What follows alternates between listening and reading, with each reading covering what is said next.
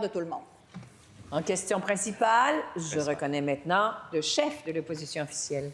Alors, Madame la Présidente, encore au Québec, une journée où on voit le lot de ce mauvais gouvernement-là, les mauvaises décisions. Là, j'interpelle le premier ministre. Là, les représentantes et représentants des sociétés de transport sont dans nos tribunes, sont descendus à Québec pour envoyer un message très, très clair.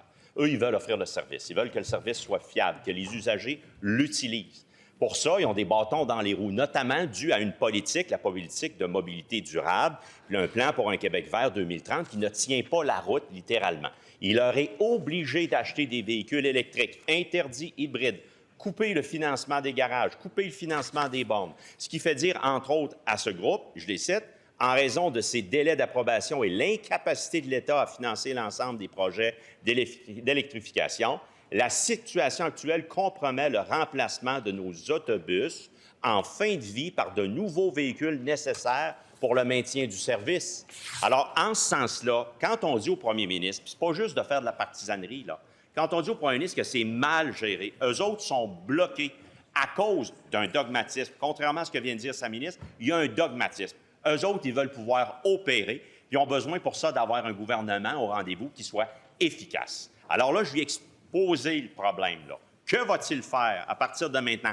Au-delà de la réponse qu'il va me donner en 1 minute 45 secondes, là, en revenant au bureau tantôt, là, que va-t-il faire pour changer la donne, pour qu'on ait des bons services? La réponse du premier ministre.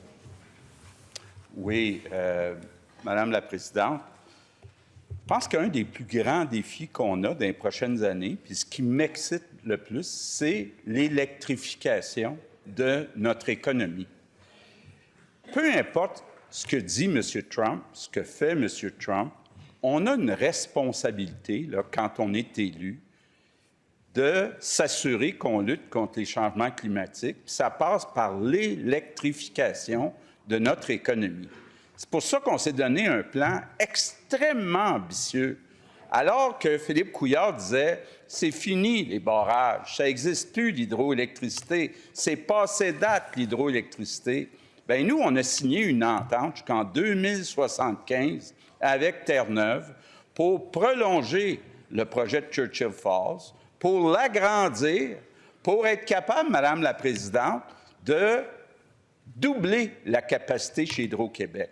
On est en train de regarder pour rehausser la capacité des turbines qui sont déjà installées, pour faire de l'éolien, pour développer les véhicules électriques, que ce soit des autobus, que ce soit des batteries pour des véhicules électriques.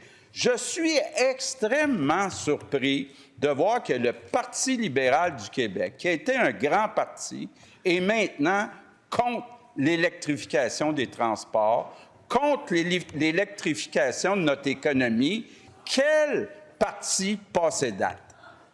Alors, cela met fin à la période de questions et de réponses orales. Comme il n'y a pas de vote reporté, nous allons passer à la rubrique motion sans préavis.